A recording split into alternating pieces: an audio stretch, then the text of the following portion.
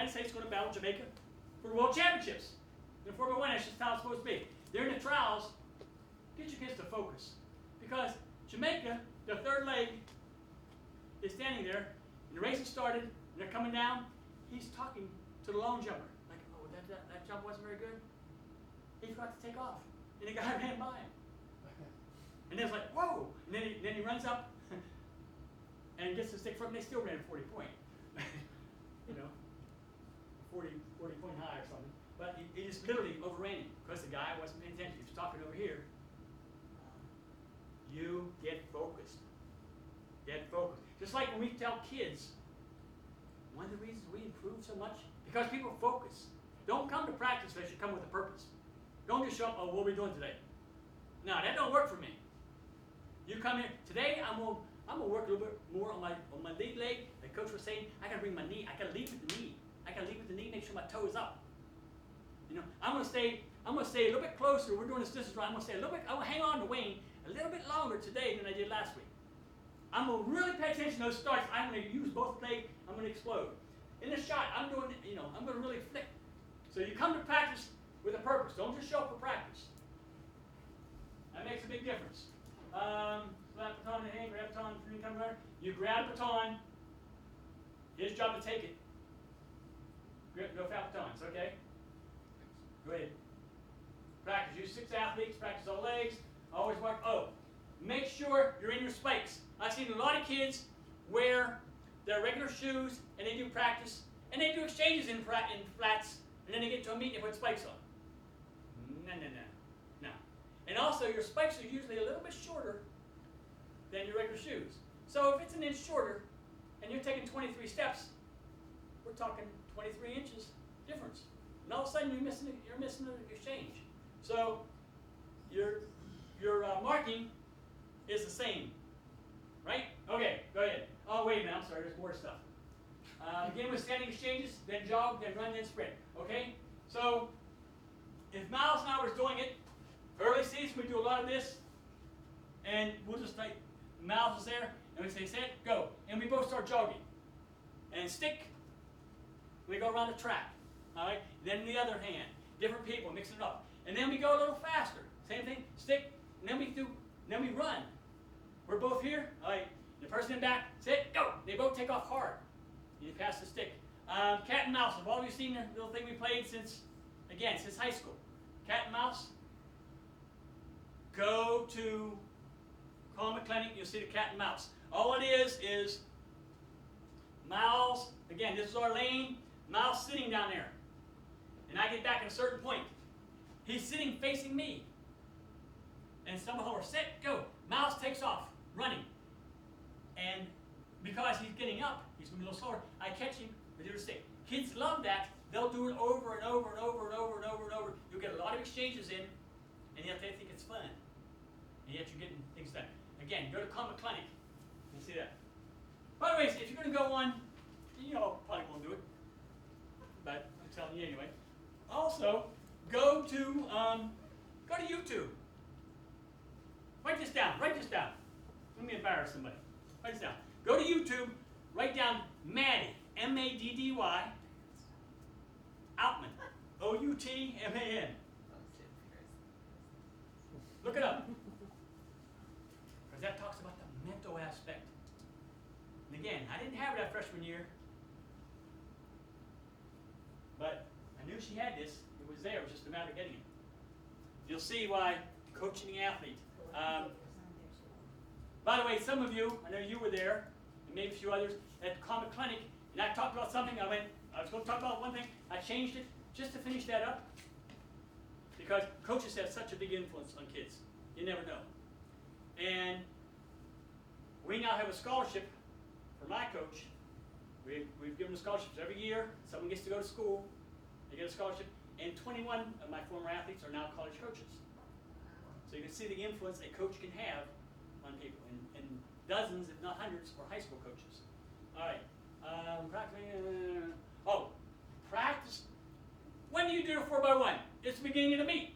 So you practice when you're fresh. You don't do it at the end of practice when the kids are tired because everything's off. You do it when they're fresh. 4x4, It's the end of the meet. So after practice, that's when you do exchanges for the 4x4. Make sense? Aim to practice twice per week. Remember, this is speed work. Don't go doing, 15 exchanges and then go over and do, 10 times 60 or 4 times 100 or whatever you're doing, because you've already done a lot of running. When we sprint, we sprint. But you can't overdo. And legs 1, 2, and 3 race each other. Just like someone else was saying before, when Wayne was mentioning he puts a sprinter against a server, because that sprinter, if you're going to be a good hurdler, you got a sprinter for a circle. That sets everything else up, right? So that's why Wayne was saying, make them get out. So we have 1 and 2, race 3 and 4. And they'll get competitive. You ever time the zones? Yes, that's another good thing to do. Time the zone, especially from up top though, because you do it right there, you can't really tell where the, if I'm right here watching the beginning, it's tough. Unless you're a real wealthy school, like if you're like Amherst, and they got AccuTrack timing, they have 8 of them, I think, and they do it at every exchange. So they can do it electronically the whole way through. All right, what's next? The football team gets all our money. Yeah. Yeah. Okay, usually most people in high school don't put enough steps down. And again, I told you if you had 3 steps, you probably for girls, probably about 0.15 of a second right there. By adding 3 steps. Big time guys, you're talking a tenth of a second. All right, heel toe, remember it's my meet shoes, not my practice shoes. And then you videotape and we make a Z. We put a piece of tape, and I guess you can't do that in high school, but we put a piece of tape. Let's say I'm giving 22 steps. Okay, let's say this is my lane going this way. So at 21 steps I do this. At 23 steps I do this. And then I put another piece right there, especially early season, so they have a nice big target till we get that timing down. Or, some people want to call it Z, whatever. But here and here, these are 2 footsteps different. Now I'm going to quiz you a little bit. And what do we say? Let's say I'm practicing lane 4 and 5, coach. And then all of a sudden, we're in lane 8. What might we do to lane 2, runner 2 and runner 4? I said, we're in lane, we practice in lane 4 all the time. But all of a sudden, we drew lane 8. When it's late in the year, and what I want to do, because we're going to lane 8, I might add a step or 2 because I'm coming faster in lane 8. But our general rule of thumb was for every 2 lanes we moved, we changed the step. So if I practiced in 4 all the time, and I got lane 6, I added 1 step to lane 2 and 4. I don't add anything to the 3rd because that straightaway is still the same. All right, just 2 and 4. And if I went to lane 8, I added 2. And then the other way, if I got lane 2 or lane 1, I subtracted 1 because they're a little bit slower coming in. So you're not using 100-meter runs to practice exchange? Oh yeah. You can't run a whole 100 meters many times to do your exchanges. That's why you do the little things we were just showing you. You jog, sprint, cat and mouse. Like both of us said, go, sprint, boom. So we're running 20 and 30 meters. We're still making exchange. And going from there. Video, analyze, have the kids sit and look at it. So if that's the input or practice problems. Yeah, here's. I always like to ask, and Maggie can tell you I've done it 1,000 times. She do, especially. I used to have hair, so I started coaching her. But coaches see things, athletes feel. So usually I'd go to an athlete. Okay, so what happened? What do you think? Even though I'm like ready to say no, just move. No, what do you think? Because they feel things, I see things. So remember that. Go and ask questions. Athletes feel, coaches see. As you train, so shall you compete. You can't go 85% in your training and then go and race day and try to do 100. It doesn't work that way. My time up yet? All right, keep going. So you really want to listen to Wayne. He's the smart one. All right, that's just a picture of a track. That's your exchange zone. B, remember, as I was saying the whole time, make sure the person and the baton are in the exchange zone. All right. Go ahead. Now we're at the finish line. Common problems. Outcome runners slowing down if the exchange is late. Have established commands. Okay, outgoing runner, slowing down. So coast. Just quit accelerating. Don't stop. Just coast a little bit. All right, outgoing runner should stop accelerating, or don't actually put the brakes on. Okay, incoming runner holding the baton out. Again, you can't run like this at the end of 100 meters. You're slowing down big time.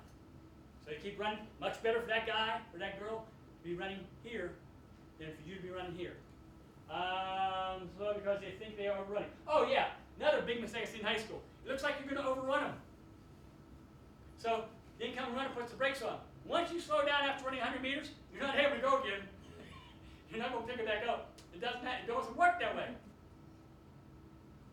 So it's much better for you to overrun them and give them the stick Jamaica style. Right? Than for you to slow down, because once they get running, you slow down, you're not going to make the stick. Like Roy, the kid that I told you ran 20.13 in high school. His freshman year, another little story, and I can say it now because I'm not coaching NCAA. So Roy he's the top high school kid in the country. All right? We're fortunate enough to get him to come to our school, which we got a nice team now. We're national champs, so we had a little something to go.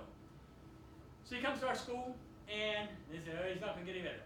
Not again, did a good job, but because I had a lot of other people pushing, he ended up he ran 989 in 1986 as a freshman. And he also ran 43-1 on a relay. And I may use that story later for something.